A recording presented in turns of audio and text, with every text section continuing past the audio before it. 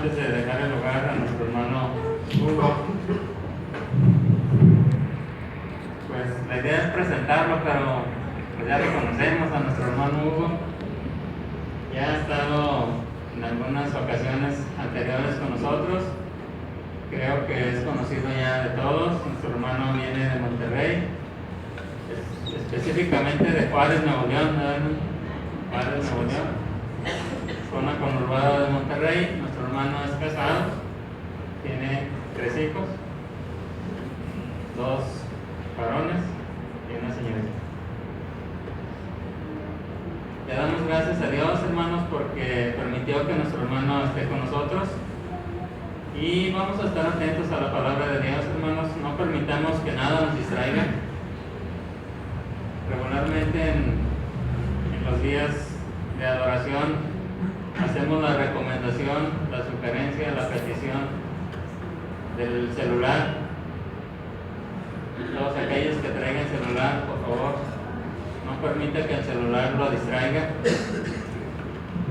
Los que puedan apagarlo, por favor, mejor apáguenlo. Ahorita vamos a estar concentrados en la plática que nos trae nuestro hermano, porque es palabra de Dios. Así que vamos a dejar el lugar a nuestro hermano para que él nos traiga la plática que tiene preparada para nosotros en esta tarde. Tienes el lugar.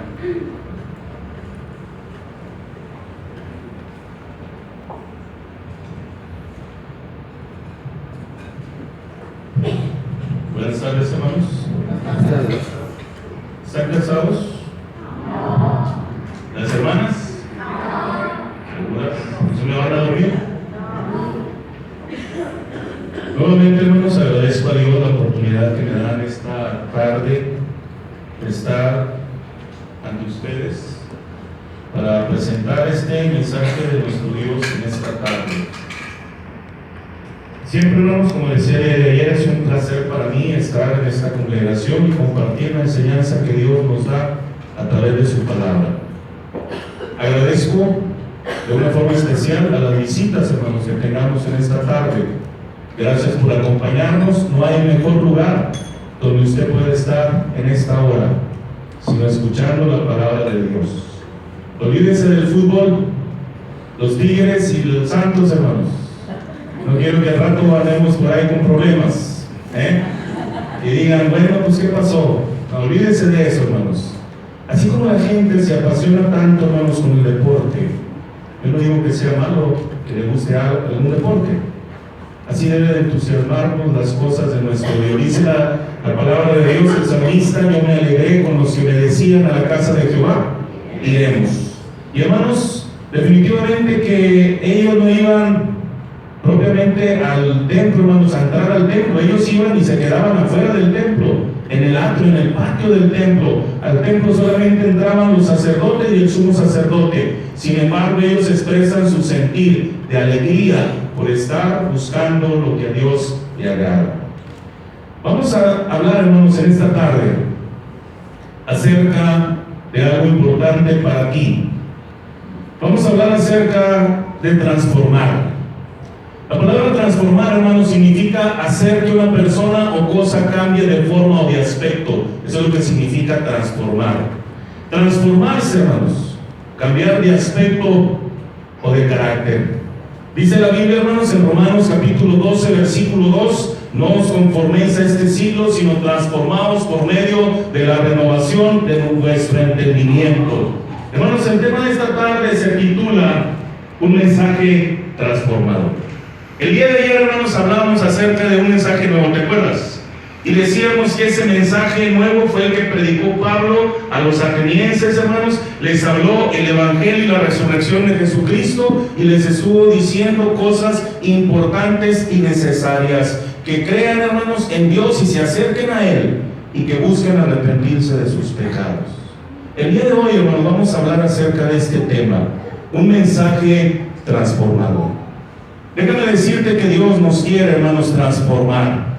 Y aquellos que ya estamos con Dios porque hemos hecho su voluntad y hemos cumplido sus mandamientos, debemos de notar un cambio en nuestra vida a través de Dios, a través de lo que Dios ha hecho con nosotros.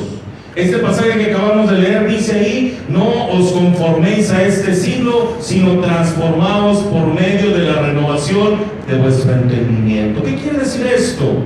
Que nosotros, hermanos, debemos de avanzar de tal forma en que nunca estemos conformes y a gusto en lo que a Dios se refiere. En servicio, dedicación, entrega, fervor, devoción. Hermanos, aquellas cosas que nos hacen acrecentar nuestra vida y demostrarle a Dios el lugar que Él tiene en nuestro ser. ¿Sabes que muchos de nuestros hermanos en esta hora no están reunidos en esta actividad que la iglesia tiene? Por lo que decía ahorita, porque les entusiasma el fútbol. Y para ellos el Dios fútbol es más grande que el Dios verdadero. Así que tenemos nosotros que entender y pensar en qué lugar tenemos a nuestro Dios todos los días de nuestra vida. Así que vamos a hablar, hermanos, en esta tarde acerca de este tema, un mensaje transformador. Surge la pregunta, hermanos: ¿qué transforma? ¿Qué transforma nuestro Dios, hermanos? ¿Qué transforma a Dios? ¿Qué cambia de mí? ¿Qué es lo que no le gusta? ¿Qué es lo que no le parece? Bueno, nosotros podemos decir, número uno, que lo que transforma es nuestra condición ante Él. Es lo primero que Él transforma, nuestra condición. Surge la pregunta en algunos entonces: ¿qué condición teníamos? ¿O en qué condición estábamos? ¿Cómo nos encontrábamos nosotros antes de recibir a nuestro Dios o a tener a Dios en nuestra vida? A mí a veces, hermanos, no me gusta mucho utilizar esa expresión, recibir al Señor. Porque, hermanos, la realidad es que es como si nosotros a veces fuéramos los importantes. Pero, hermanos, el importante es Dios, y es Cristo el Señor. Y Él quiere que nosotros recordemos la condición que teníamos antes de conocerle, antes de ser hijos de Él. ¿Qué condición teníamos? ¿En qué condición estábamos, hermanos? Bueno, podemos decir que estábamos perdidos. Eso es lo primero que nosotros debemos de saber en cuanto a la condición que teníamos cuando no teníamos a Dios y a Cristo. Estábamos perdidos. Dice Lucas capítulo 19, versículo 10: porque el Hijo del Hombre vino a buscar y a salvar lo que se había perdido. Algunos dicen: ¿cuándo pasó esto? ¿Cuándo me perdí? ¿A cuántos de nosotros, hermanos, nos gusta perdernos? Levante la mano. Le voy a decir que a los hombres no nos gusta perdernos. Y cuando nos perdemos, ¿qué hacemos los hombres? Llorar. No lloramos, hermano. Cuando nos perdemos no nos gusta preguntar. ¿Sí se ha dado cuenta de eso? Yo tengo a mi esposa blanca, al rato viene, ¿para qué? Entonces estoy bien contento. Pero, hermanos, fuimos de viaje una vez a una ciudad en Estados Unidos y no sabe por dónde.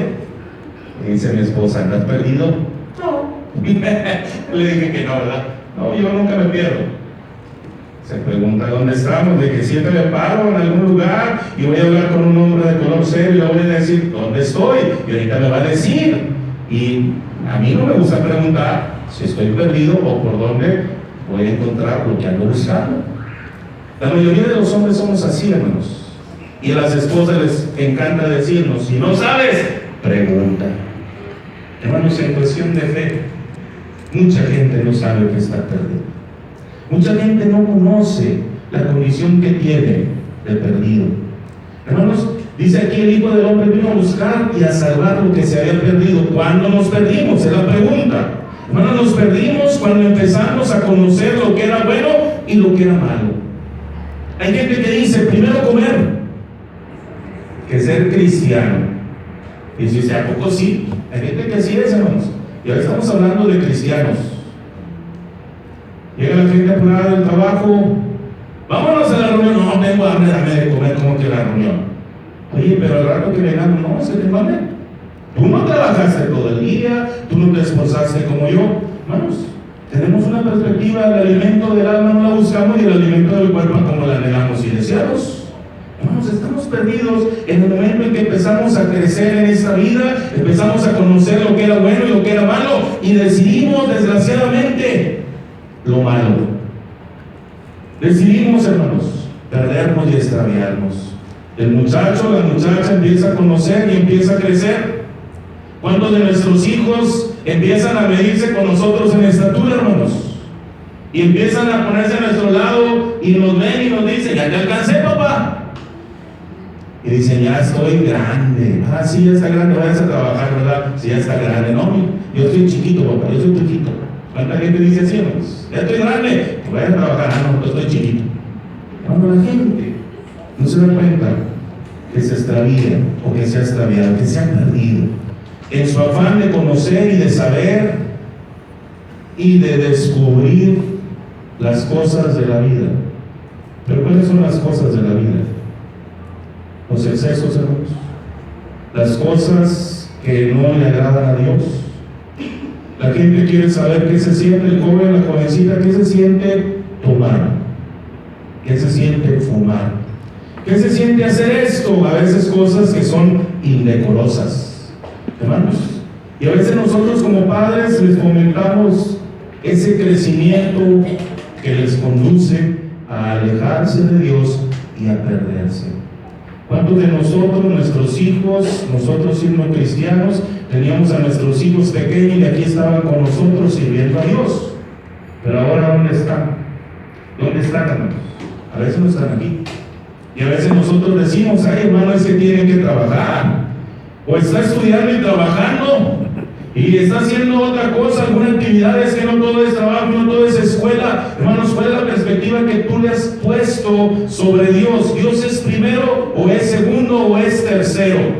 Hermanos, el domingo es el día del Señor y la gente dice: el domingo es el día para descansar. ¿Por qué la gente descansa el domingo, hermanos, de las labores? Porque los cristianos en los siglos primeros, siendo esclavos, se esforzaron por mostrar su fe y reflejar el lugar que Dios y Cristo tenían en su vivir siempre. Por eso no se trabaja el domingo. Si usted no sabe esto, investíguelo y va a darse cuenta del por qué el domingo no se trabaja de las labores cotidianas, o las labores cotidianas, mejor dicho. No, la gente se ha perdido, de tal forma que hubo necesidad, y eso es algo desde los tiempos antaños. Vemos la Escritura, vemos la Biblia, Adán y Eva siendo creados a imagen y semejanza de Dios, por esa santidad. Pero ¿cuánto duró esa imagen y esa santidad, hermanos? Relativamente poco. Fueron corridos de aquel paraíso terrenal, de aquel jardín del Edén, a consecuencia precisamente que no hicieron lo que Dios mandó. Después vinieron sus hijos, y la historia de Caín y Abel, hermanos, está mostrada en el Génesis para entender lo que hicieron estos dos personajes, uno temeroso de Dios y viviendo a Dios. Sus formas de ser agradaron a Dios y otro no. Esto de los sacrificios, que llevaron sacrificio y ofrecieron sacrificio, y uno llevó oveja y el otro llevó fruto de la tierra, porque uno llevó oveja, fue aceptado, y el que llevó fruto de la tierra fue rechazado. Hermano, la Biblia no nos dice qué pidió Dios de sacrificio. Lo que sí nos dice es que trajeron sacrificio y Dios miró con agrado el sacrificio de Abel. Pero el de Caín no lo miró así. Dice otra parte de la Escritura, hermanos, la razón, porque las obras de Caín no eran buenas, no eran como las de su hermano Abel. Y hermano, tú sabes la historia. Abel fue muerto por su hermano Caín, se enojó. En lugar de enojarse Caín con Dios, que fue el que valoró lo que había hecho, se enoja Caín con su hermano Abel y lo mató. Y hermanos, los primeros capítulos de Génesis inmediatamente encontramos al principio que dice la Biblia que el corazón del hombre era de continuo solamente al mal. ¿Por qué? Porque el hombre se fue perdiendo y extraviando, fue quitándose esa identidad que Dios le había dado a imagen y semejanza de él, de tal forma que hubo necesidad de destruir a la humanidad por culpa precisamente de la forma de ser del hombre. Entonces, fíjate qué condición teníamos: estábamos perdidos, y hubo necesidad de que Jesús viniera a este mundo a buscarnos y a salvarnos, porque estábamos perdidos. ¿Qué condición teníamos, hermanos? ¿En qué condición estábamos? Bueno, también estábamos esclavizados. Estábamos esclavizados. Otro clip ahí. Dice Juan 8:34 Jesús le respondió: de cierto os digo que todo aquel que hace pecado, esclavo es del pecado. ¿Estábamos perdidos? Estábamos esclavizados. Dice la gente, como dijeron los judíos en aquel tiempo, ¿te acuerdas? Nosotros jamás hemos sido esclavos de nadie. Mentirosos. Ay, en ese tiempo en que Jesús les está hablando, no traen grilletes, pero son o están bajo la autoridad de Roma. Ellos no eran libres, pero ellos dicen: nosotros somos hijos de Abraham y jamás hemos sido esclavos de nadie. Hermanos, ¿Abraham fue antes o después que Moisés? Fue antes. ¿Y Moisés por qué vino, hermanos, a Egipto? A saludarlos, a sacarlos de la esclavitud que tenían literalmente. Hermanos, Jesús ahora les está hablando de un tipo de esclavitud, esclavitud del pecado, esclavitud espiritual. ¿Cuánta gente dice: yo no soy esclavo? Hay cosas que esclavizan al hombre, hermanos. Hay gente que es esclava del trabajo. El trabajo no es pecado, hermanos. Hay que trabajar. Dice la Escritura que el que no quiera trabajar, que no coma. No dice el que no trabaje, no componga la Escritura. A veces decimos así, ¿verdad? El que no trabaje, no. El que no quiera. Hay gente que quiere, y por más que quiere, pues batalla para encontrar. No le vamos a dar de comer. Bueno, hay gente que es esclava del trabajo, hermanos. Pero el pecado de ser esclavo del trabajo surge cuando las personas interponen ese trabajo o ponen ese trabajo antes que nuestro Dios. Y decimos: es que tengo que trabajar. Ahora estamos hablando de cosas, en este caso el trabajo, algo favorable, pero se convierte en algo malo cuando nosotros no hacemos lo que Dios dice o no lo ponemos a Dios primero que nuestro trabajo. Hay gente que está esclavizada de los vicios. ¿Cuánta gente dice: yo no voy a la iglesia porque tengo este vicio? ¿Cuál vicio? Pues tomo. No diga vicio, es una enfermedad, dicen los alcohólicos anónimos. Sí, pero para que sea enfermedad se tuvo que convertir en una adicción. Y para que eso suceda tuviste que haberlo hecho no una vez, 2 veces, 3 veces, muchísimas veces. ¿Y cómo se llama eso? Esclavos. Pero la gente dice: no es cierto. Hermanos, dijo Jesús: de cierto digo, todo aquel que hace pecado, esclavo es del pecado. Dice la gente: ¿a poco lo que yo hago es pecado? Si le ofende a Dios es pecado. ¿Qué lugar tenemos nosotros, hermanos, para Dios y lo que hacemos en esta vida? Hay gente que dice: no hago lo de Dios porque tengo que quitarme lo malo. Es que soy muy mal hablado.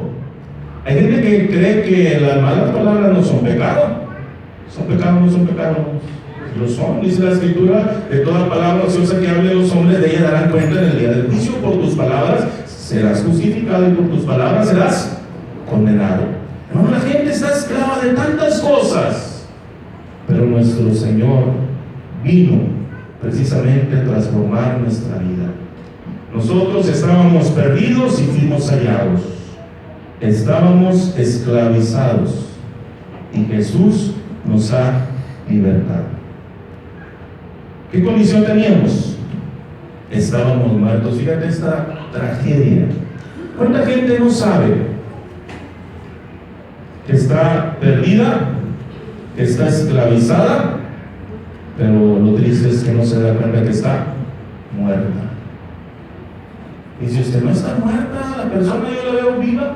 Hermanos, en sentido espiritual, cuando la gente no tiene a Dios, está muerta. Efesios 2:1 dice: y Él os dio vida a vosotros cuando estaban muertos en vuestros delitos y pecados. ¿Y cuándo es esto, hermanos? Precisamente cuando estábamos perdidos y cuando estábamos esclavizados de las cosas de la vida que a Dios no le agrada, o poniendo cosas antes que a Dios, que aunque son buenas, cuando están antes que Dios, están ofendiendo a Dios.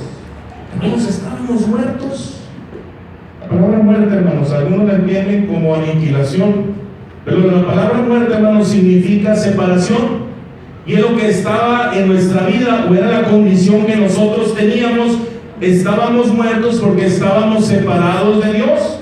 Dice ahí: Él os dio vida a vosotros cuando estaban muertos en vuestros delitos y pecados. Fíjate cómo Dios se refiere a través de su Escritura a que las formas que el hombre tiene de vida, cuando a Dios no le agrada, precisamente son delitos y son pecados. Aquí mismo en Efesios, hermanos, encontramos que la vida nuestra estaba completamente oscurecida. Estábamos ajenos a las cosas de Dios. Hermanos, las cosas de Dios para algunos no las entienden. No las entienden porque están perdidos, porque están esclavizados y sobre todo porque están muertos, es decir, separados de nuestro Dios. ¿Hasta dónde, hermanos, nosotros valoramos precisamente lo que Dios ha hecho a través de Jesucristo, cambiando la condición de vida que teníamos? ¿Sabes qué es lo que pasa a veces con nosotros? Que nos acostumbramos a lo que Dios nos ha dado. Y el hecho de tenerlo ya siempre no nos hace recordar de dónde fuimos sacados y en la condición en que nos encontrábamos.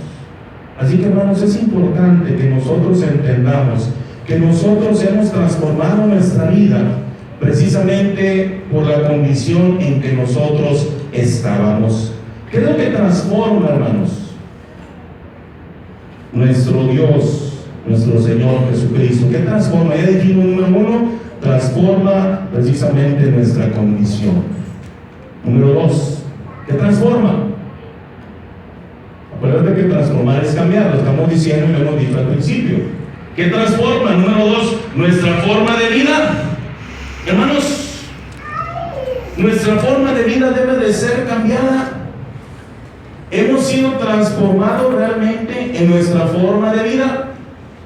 ¿Qué transforma en esta vida nuestra? Bueno, primero que nada debe de transformar nuestras palabras, es lo que nosotros debemos de ver. Él ha transformado nuestra forma de vida y se refleja a través de las palabras que nosotros expresamos. Dice ahí Mateo 12:34, de la abundancia del corazón habla la boca. ¿Qué es lo que nosotros tenemos en nuestro corazón, en nuestra mente? ¿Qué es lo que nosotros tenemos? ¿Qué sientes tú cuando la gente dice malas palabras? ¿Te agrada? ¿Pero te acuerdas cómo hablabas tú? ¿Has visto la televisión? Aunque a veces ya casi ni le ponen, ¿verdad?, el famoso sonidito que no se oiga la mala palabra. Pero, hermanos, a veces ponen ahí y uno está, mira cómo se está viendo, está hablando una persona y le hacen pip y luego dice otra cosa y pip y ahí está. Y decimos, oye, ¿por qué le ponen eso? No quieren que se oigan las malas palabras. Pero, ¿qué puede hablar la persona si no tiene a Dios? Todo lo que está expresando es lo que está dentro de su ser. De la abundancia del corazón habla la boca. Hermanos, ¿de qué está nuestra vida, nuestro corazón lleno?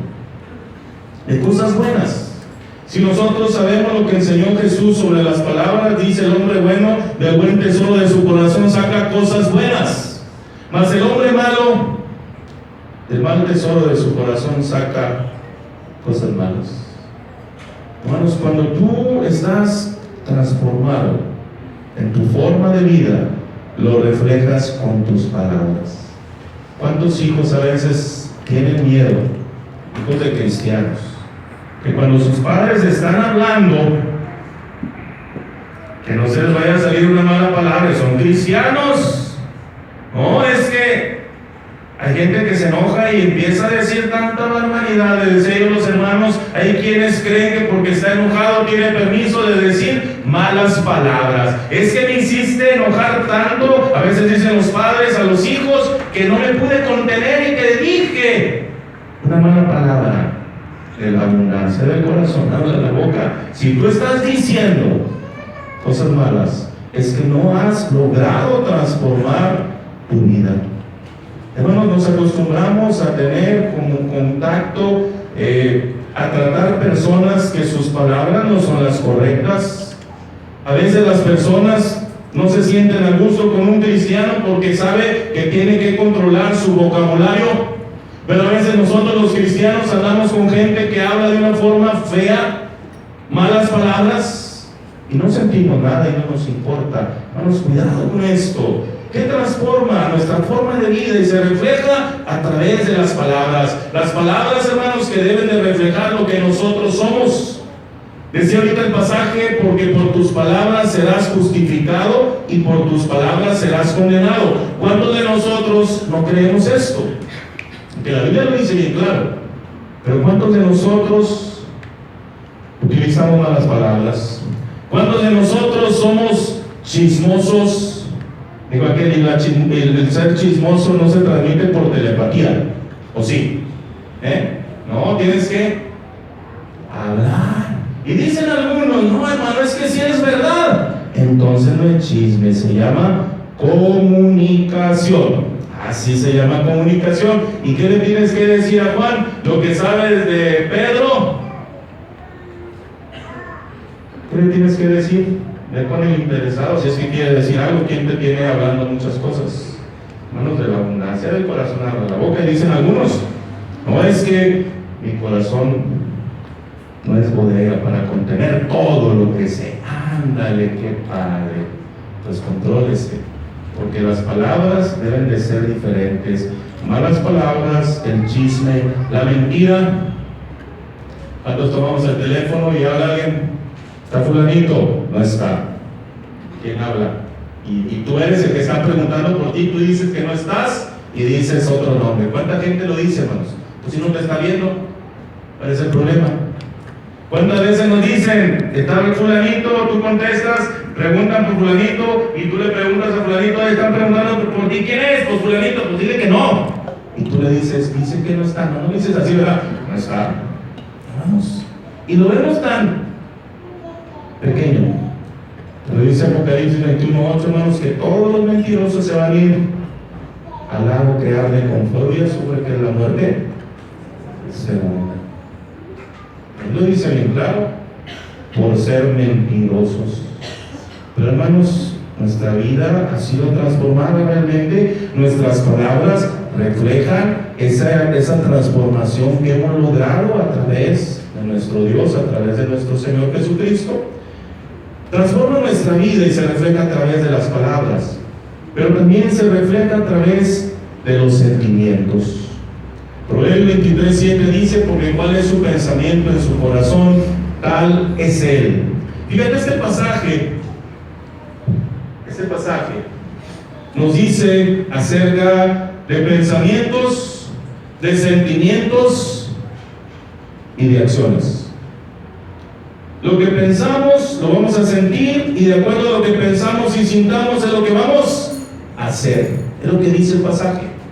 Hermanos, nuestro Dios ha transformado nuestra vida de tal forma que lo reflejamos con las palabras que expresamos, pero también lo reflejamos con los sentimientos. ¿Qué son los sentimientos, hermanos? Son las famosas emociones que tenemos los seres humanos. ¿Cuáles son las emociones? Eso que sientes, amor. ¿Pero qué es lo opuesto de amor, hermanos? Odio. ¿No más hay amor? ¿Sentimientos en nuestro corazón? ¿O también hay odio? Hermanos, ¿cuáles sentimientos hay en el hombre? Sentimientos buenos y sentimientos malos. Amor, misericordia, bondad, generosidad. Hermanos, ¿cuáles son los sentimientos malos? Ira, enojo, amargura. Hermanos, gente que sus sentimientos no han sido transformados en su forma de vida. ¿Sabes por qué la gente, hermanos, llega a pensar en el suicidio? Porque sus emociones están mal. ¿Cuánta gente tiene el sentimiento de soledad? La soledad es un sentimiento, pues es un sentir, hermanos, es una emoción. Rodeado de gente me siento solo. Muchas personas están conmigo en mi vida, pero es como si no estuviesen. Hermanos, nuestro Dios ha transformado y debe de transformar nuestros sentimientos. Dice ese pasaje que así como pensamos y sentimos es lo que hacemos. ¿Hasta dónde nuestros pensamientos son los pensamientos que Dios nos muestra a través de su Escritura? ¿Hasta dónde nuestras emociones son como a Dios le agradan esas emociones? Hay gente que fomenta emociones malas siendo cristiano. Envidia. Hablábamos de Caín y Abel, ¿verdad? Dice la Escritura, ¿por qué Caín mató a su hermano Abel? Por envidia, hermanos. ¿Cuál fue la envidia? Que Dios te recibió tu sacrificio y a mí no me lo recibió. La envidia, hermanos, se convirtió en odio y luego en acción, asesinato. ¿Fijas por qué es importante haber transformado los sentimientos? ¿Qué sentimos por nuestros hermanos y hermanas en la fe, hermanos? Me da gusto cuando me saludan y me abrazan, hermanos. Tengo 4 años, hermanos, que no venía a esta congregación. No se han olvidado de mí, gracias a Dios, ¿verdad? Soy inolvidable. Pero, hermanos, ¿tú qué sientes cuando alguien te saluda? Digo que apenas le vas a dar la mano y nomás te agarra los dedos y te traigo la mano, ¿verdad? ¿Por qué no me saluda bien? Hermanos, cuando alguien te estrecha la mano con gusto, con ganas, te palmea, te hace sentir lo que siente. ¿Tú qué sientes? Dijo aquel. Porque eso es lo que él siente, que te está saludando. Hermanos, te sientes bien, te sientes contento, te sientes a gusto. Hermanos, es lo que la gente ha venido a encontrar en la iglesia, la familia de Dios. Una familia no como la del mundo, no como la de la carne. Algunos expresan que la familia de Dios es la familia grande. Porque, hermanos, cuando los sentimientos son correctos y hemos transformado esos sentimientos de nuestra vida, hermanos, vamos a tener precisamente una vida en la cual vamos a sentir a gusto y vamos a anhelar precisamente estar en las cosas que a Dios le agrada, porque nuestros sentimientos son correctos. Nuestras palabras y nuestros sentimientos deben de ser transformados precisamente en nuestra vida. ¿Qué transforma además precisamente nuestro Dios en nuestra vida? Ya dijimos palabras, sentimientos, pero sobre todo transforma las acciones. Filipenses 2:3, hermanos, dice que Dios es el que en vosotros produce así el querer como el hacer por su buena voluntad. La Biblia, hermanos, habla acerca del corazón. Y en la Biblia, hermanos, en nuestro español encontramos la palabra corazón, pero hay pasajes donde se reflejan 4 aspectos que el corazón tiene. El corazón, hermanos, se relaciona con la mente, no es este músculo que bombea sangre, habla de la mente. Y en la Escritura encontramos, hermanos, que el corazón tiene intelecto, o con el corazón se habla del intelecto. ¿Qué es el intelecto? Es el poder que tiene la mente para saber.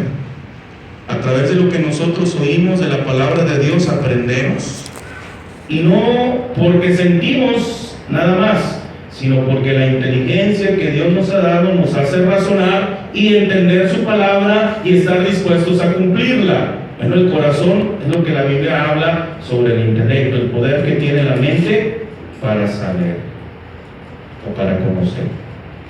Pero hermanos, también están las emociones o los sentimientos de lo que hablábamos ahorita. Y la palabra de Dios utiliza nuevamente la palabra corazón. Que es el corazón, es el poder que tiene la mente, o las emociones, mejor dicho, es el poder que tiene la mente para sentir. Nosotros conocemos, pero nosotros sentimos. Sentimos bien o sentimos mal, dependiendo de lo que nosotros conozcamos. Existe una tercera parte del corazón en la Biblia, la conciencia, hermanos. ¿Y qué es la conciencia? Es el poder que tiene la mente para guiar. Lo que conocemos a través de la inteligencia, lo que sentimos a través de las emociones, la conciencia nos guía para llevarlo a cabo. Pero hermanos, no es la conciencia la que nos mueve. La conciencia nos dice o nos pone en esa encrucijada de saber si se hace o no se hace. Pero existe una cuarta cosa que el corazón tiene. Es la voluntad. Y la voluntad, hermanos, es el poder que tiene la mente o el corazón para hacer. Hay gente, hermanos, que conoce a través del intelecto, que siente a través de las emociones, que la conciencia le pone en ese punto de hacer o no hacer, pero la voluntad es la que ejecuta, hermanos. Si nosotros lo que conocemos, sentimos y decidimos No lo hacemos, entonces la voluntad apacigua todo y empieza el proceso siempre nuevo en cada aspecto de nuestra vida. Cuando se trata de Dios, hermanos, Él ha transformado lo que nosotros hacemos. Dice aquí que es Dios el que en vosotros produce así el querer como el hacer. Mucha gente quería hoy venir a la reunión y esperábamos que estuviera todo lleno, hermanos. Pero nomás hizo. Pero no hizo. No, es que no podía, hermanos. ¿Por qué no podías? No, pues es que tenía un compromiso. ¿Dios es más grande que tu compromiso o es menor? Hermano, la gente no le gusta que le pongas ese pensamiento y lo confrontes. Pero si tu vida ha sido transformada, tú no te vas a perder de hacer lo que Dios pide todos los días de nuestra vida. Hay gente que ha recibido esa transformación de vida que se ve reflejada en palabras, sentimientos y acciones desde hace muchísimo tiempo. Ha ido perdiendo el fervor, la devoción, las ganas. ¿Te acuerdas cuando te bautizaste lo que sentiste? Yo me bauticé, hermanos, cuando tenía 14 años. No le voy a preguntar de cuántos me ve, ¿verdad? Pero ya lo vio, dijo que era un jovencito flaquito, alto, greñudo, dijo aquel, de pelo, con mis chinos de cabello, que ya me corté porque no me gusta. Me bauticé. ¡Qué día tan especial! 29 de enero de 1984. Hace 31 años. Me acuerdo lo que sentía cuando se predicaba la palabra. Estaba yo sentado, el hermano estaba predicando, y dije, ya sigue la invitación. Y va a decir, ¿quién quiere pasar a bautizarse? Y yo sentía como que, ¿por qué nomás dicen eso? ¿Quién quiere pasar a bautizarse? Es que yo quiero, pero estar allá y luego venir hasta adelante no es sencillo. Sin embargo, logramos vencer eso, nos bautizamos y sentimos un contentamiento. Hermanos, cuando nos bautizamos, yo sentía antes de bautizarme como que te iba cargando algo a cuestas. Y ya cuando me bauticé, dijo que él, ligerito, estaba bien flaco, hermanos, ligerito. Pues, ¿por qué, hermanos? Porque saber que estás haciendo lo que Dios le agrada y cumplir sus mandamientos nos hace estar bien tranquilos. Y hermanos, ¿qué sentiste cuando te bautizaste? Algunos de nosotros ni siquiera sabemos cuándo nos bautizamos. El día en el cual lo hicimos. Algunos dicen hacía frío. Fue la campaña que predicó. ¿Quién predicó? Hermanos, ¿se te olvida cuándo cumpliste años? ¿Se te olvida una fecha de nacimiento de tus hijos? Dicen las hermanas a los hombres, todo se les olvida. A mí no se me olvida muchas cosas, hermanos. Yo tengo una frase, a mí se me olvida lo que no me importa. Así que no se me olvide cuando me casé, hermanos, porque entonces iba a haber problemas. Nunca se me olvida. ¿A usted se le olvidó? Pues es que eso no es importante. Las fechas no son importantes. ¿Quién te dijo que no son importantes las fechas? Hermano, recordar es vivir, pero recordar para bien, por bien. Hermanos, ¿hasta dónde nuestra vida ha sido transformada que realmente nos sentimos contentos de estar en las cosas de Dios? Nos bautizamos y empezó nuestra vida con Dios, contentos, a gusto, dichosos de saber que he hecho la voluntad de Dios. Traía Biblia, himnario, libreta, pluma, llegaba a tiempo, no me perdía ningún servicio. Y ahora se me olvida que es jueves. ¿Y qué hay los jueves aquí, hermanos? Ay, ¿de dónde andas? Ando en el súper. Ah, sí. ¿No te acordaste que era jueves? ¿A poco es jueves? Hermanos, tuviste todo el día para recordar que era jueves. Pero lo que decía ahorita, si no te importan las cosas, las olvidas. ¿A cuántos de nosotros se nos han olvidado a nuestros hijos en la escuela? A los muchachos les parece que se han vivido eso. Se quedaron ahí esperando. ¿Verdad que no es algo común? Se te olvidan tus hijos en la escuela. Si se te olvidó alguna vez, Se nos hace tarde, que no es lo mismo, pero no que se nos olvidó, es diferente. Vamos a gente que las cosas de Dios no le importan, por eso se le olvida todo. Nuestra vida cambió. Es como dice en el libro de Apocalipsis, han perdido su primer amor, hermanos, la emoción de las cosas, el sentir que lo que estamos haciendo por Dios es algo tremendo, que nos satisface, que nos llena nuestra vida, nuestro ser. Hermanos, si hay una mejor vida que esta que tenemos con Dios, muéstramela. Y vamos todos a vivir esa vida. Pero si no hay una vida mejor que la que Dios ofrece, tenemos que disfrutarla. ¿Qué disfrutas, hermanos, en el servicio que haces para Dios? Los cantos, las oraciones, la adoración, la palabra. Hermanos, algunos nos dormimos con la palabra. Ay, hermanos, siempre dicen eso los predicadores, pues para que se duermen. No, es que si viera qué bonito habla, que lo veo que de repente como que soy el chiquito y se hace grandote, porque yo no soy el chorrito, ¿verdad? ¿Sabe por qué se duermen las personas, hermanos, en las cosas de Dios? Ah, sí, porque tiene sueño. Sí, tiene sueño. Pero ¿sabe por qué tiene sueño? Usted viene a la carrera. Bueno, aquí no corren tanto la carrera, sí. Dicen que en Monterrey andamos siempre como locos, ¿verdad? Para arriba y para abajo. Supongamos que aquí también lo hace. Usted viene apurado a la reunión, sale del trabajo o sale de su casa dependiendo del día y viene corriendo, viene apurado, viene estresado, viene preocupado, llega y se sienta y entonces nomás nos sentamos y ¿qué pasa, hermanos? ¿Qué pasa? Nos relajamos, pero a veces te relajas de más que te estás durmiendo. No se relaje de más. Venimos a hacer lo que a Dios le agrada y Dios quiere que nosotros recibamos lo necesario para transformar nuestra vida, que esas palabras, sentimientos y acciones realmente sean cambiadas y transformadas de tal forma que nos deleitemos en lo que hacemos para Dios. Por eso es este mensaje, hermanos, precisamente de nuestro Dios, un mensaje que nosotros debemos de estar conociendo, un mensaje que nosotros debemos de saber, un mensaje transformador. ¿Qué transforma, hermano? Ya dijimos, transforma nuestra condición, transforma nuestra vida. Número 3, ¿con qué nos transforma, hermanos? Ya hablamos de transformar y transformar, pero ¿con qué? ¿Con qué lo ha hecho nuestro Dios? Bueno, podemos conocer cuál es ese elemento transformador.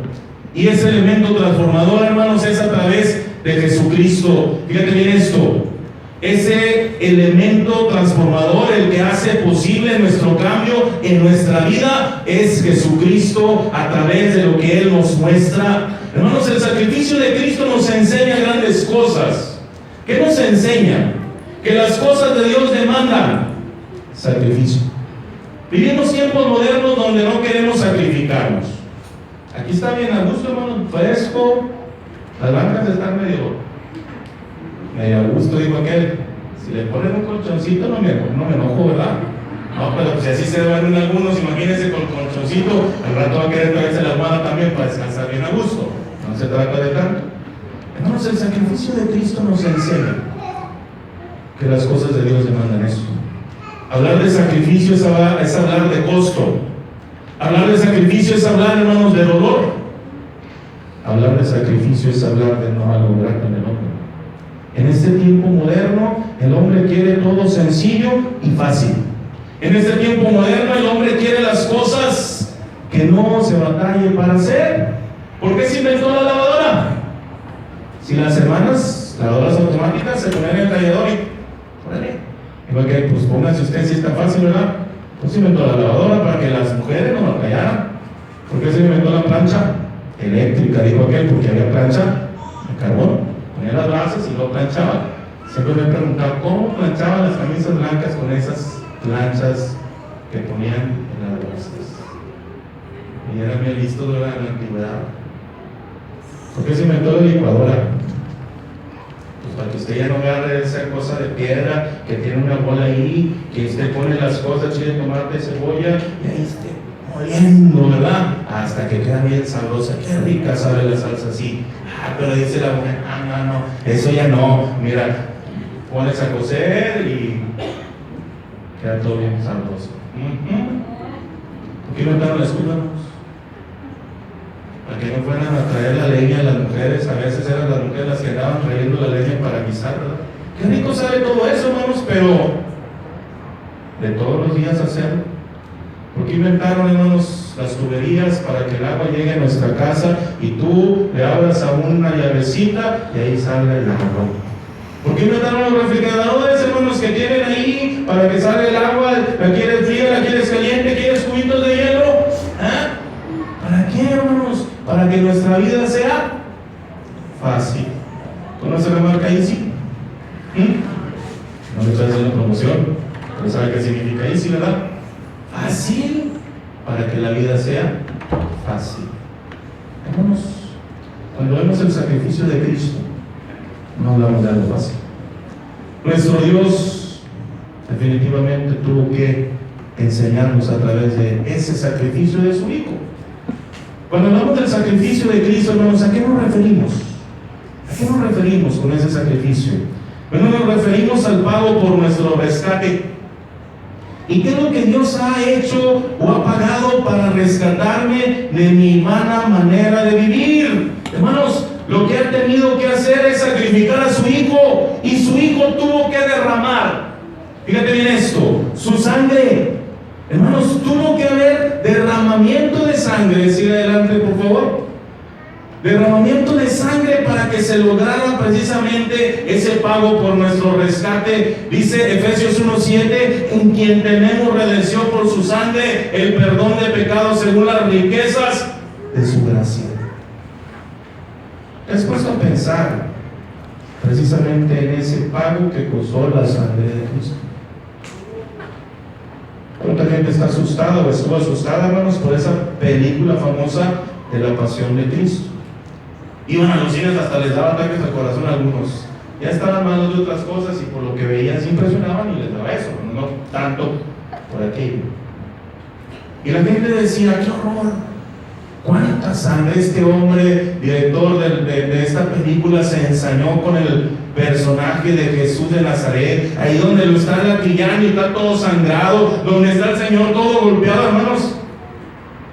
Los romanos sabían hacer su oficio, los soldados romanos. Hermanos, al Señor lo castigaron tremendamente. Por eso cuando hablamos de sacrificio hay que pensar en ello. Le latillaron, sangre salió de su espalda, y abofetearon. ¿Cómo crees que le pegaron? Ay, sí, pobrecito. ¿Hasta qué? Le golpearon con odio, con desprecio. Sangre salió, hermanos, seguramente de su nariz y de su boca.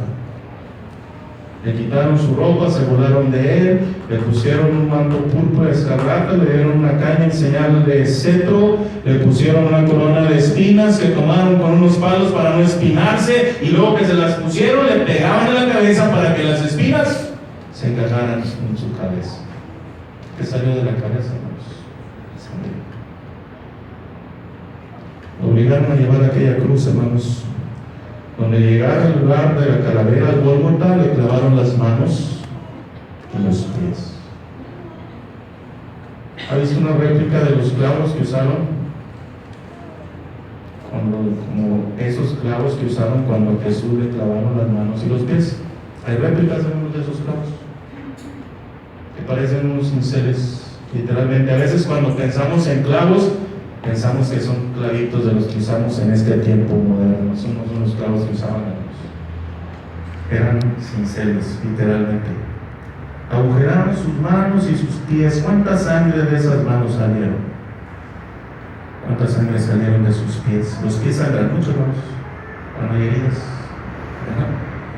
Hay que pensar precisamente en esa sangre que Cristo derramó. Estando en la cruz, hermanos, todavía nuestro Señor ya muerto, vino un soldado con una lanza y le traspasó su costado derecho, y dice la Escritura que al instante salió sangre y alma. Cuando hablamos de ese sacrificio, hermanos, Tenemos que pensar en lo que le costó precisamente a nuestro Dios y a nuestro Cristo, que fue el que lo ejecutó, precisamente sacrificarse por ti. Por eso, hermanos, Él nos transforma en nuestra vida. Ha transformado nuestra condición, ha transformado nuestra vida, y es a través de esa sangre que nosotros logramos grandes cosas en torno a Dios. Hermanos, la sangre de Cristo nos ha traído, primero que nada, acercamiento con Dios. Porque si Jesús no hubiera muerto por nuestros pecados, nosotros seguiríamos lejos de Dios, sin esperanza y sin Dios en el mundo. Dice Efesios 2:13: pero ahora en Cristo Jesús, vosotros que en otro tiempo estabais lejos, habéis sido hechos, fíjate, cercanos por la sangre de Cristo. Es la sangre la que nos ha acercado, ha hecho posible ese acercamiento con nuestro Dios. La sangre de Cristo también, hermanos, nos ha traído pureza de corazón. Fíjate bien esto, nos ha traído pureza de corazón. Dice 1 de Juan 1:7: pero si andamos en luz, como Él está en luz, tenemos comunión unos con otros, y la sangre de Jesucristo, su Hijo, nos limpia de todo pecado. Cada vez que tú y yo estamos cumpliendo con la voluntad de Dios, es decir, somos fieles y ofendemos a Dios, Dios nos perdona. Se llama justificación esa bendición. ¿Y qué es justificación? Ser inocente delante de la presencia de Dios, como si no hubiéramos pecado. ¿Por qué quiere Dios que nosotros tengamos pureza de corazón? Por lo que dice Hebreos 12:14: sin santidad nadie verá al Señor. Por eso es importante que entendamos lo que la sangre de Cristo ha traído para nosotros: acercamiento con Dios, pureza de corazón, pero también nos ha perfeccionado ante Dios. Hebreos capítulo 10, versículo 14 dice: porque con una sola ofrenda hizo perfectos para siempre a los santificados. ¿Y quiénes son los santificados? Aquellos que han hecho lo que a Dios le agrada, y han lavado sus ropas, y han enriquecido precisamente sus vestimentas a través de esa sangre derramada del Señor. Y acabemos. Podemos decir en conclusión que Dios nos da ese mensaje, hermanos, transformador para cambiar por completo nuestra vida. Hay gente que se siente miserable. ¿Por qué te sientes miserable? Trabajas, ganas buen dinero, tienes tu familia, tienes tu casa, tienes tu carro, tienes buena ropa. ¿Por qué te sientes miserable? Porque no estás formado en tu vida. Dios es el que le da sentido, hermanos, a nuestra vida. Por eso es importante que tú y yo sepamos de lo que ha hecho Dios con nosotros. ¿No te gustaría que el día de hoy se haga posible precisamente esta transformación? Hermanos, este mensaje transformador es para cada uno de nosotros. Aquellos que estamos en Cristo, hemos transformado nuestra vida, hemos logrado ser completamente diferentes. Pero si tú no has cambiado, no has visto o no recordaba la condición que tenías, no has cambiado tu forma de vida y no has valorado el sacrificio de Cristo, yo te invito a que lo hagas. Si no eres cristiano, recuerda que ese sacrificio que Jesús llevó a cabo es correspondido a través de la obediencia al Evangelio. Vamos a ponernos de pie, vamos a entonar un himno y te invitamos para que vengas a Cristo en esta tarde y puedas cambiar tu vida por completo. Va a ser transformada tu vida de una forma que jamás te has de arrepentir de la decisión que tomas. Vamos a cantar el himno que nuestro hermano tiene. Dios les bendiga a todos.